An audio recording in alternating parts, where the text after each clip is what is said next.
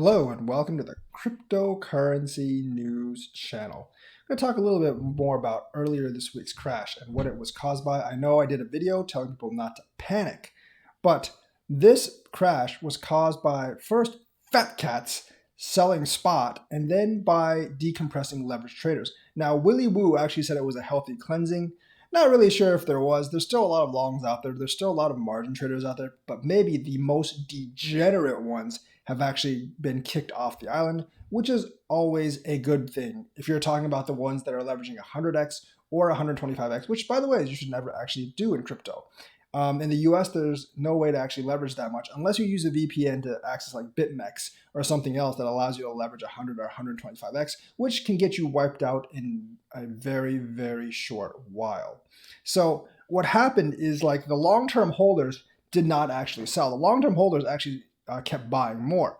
But some of the whales, and most of those whales that sold were actually recent whales, like recent fat cats that just came into the crypto market. They probably bought in around 30K just like a month or two ago. And then when it went up to 52K, they probably sold to have some profits. Now, was there any collusion among the fat cats? I don't really know, but there's a very good chance that there was collusion against the fat cats. There is a strategy that I've talked about where fat cats can collude, where they actually take a short position.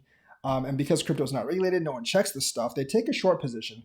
And then what they actually do is they, in tandem, sell their Bitcoin all at once to crash the market. Then they make money off that short position. Then they buy the Bitcoin at a lower price and increase their holdings. So it's like a double whammy and a double gain for them. And it sucks for everyone who gets screwed by the fat cats because of margin calls. But the only people that really get screwed by this are the degenerate leverage traders. And you don't want to be a degenerate leverage trader because you get wrecked in that way.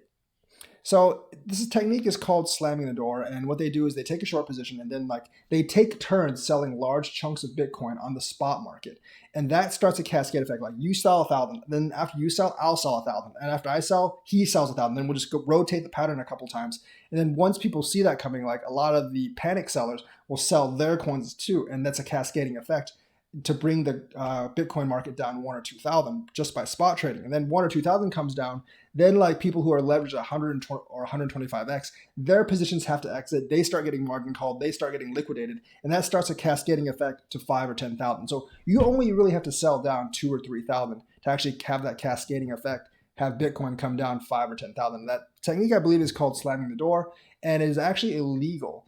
Of course, crypto is not regulated, like we said. So, I mean, no one can really catch that stuff. I think they probably run it in the stock market as well, but it's much, much easier to actually get caught.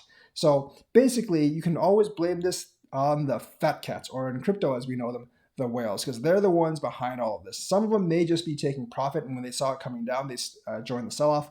But there could have been some collusion. I don't really know about who. I don't really know who these whales are.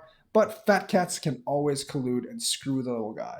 So that's kind of like what happened in the sell-off. It was a combination. It started off with like whales actually like selling some of their profit positions. And then as that escalated, a lot of the leverage traders got hit and they had to liquidate out. And when they started liquidating out, it really, really had a cascading effect. So a couple of you were saying it's completely leverage traders. It was a lot leverage traders, but it wasn't completely leverage traders. They're not the ones who started this. It was still the crypto fat cats or whales that actually started all of this. So if you want someone to blame the fat cats as always. Thank you and have a nice day.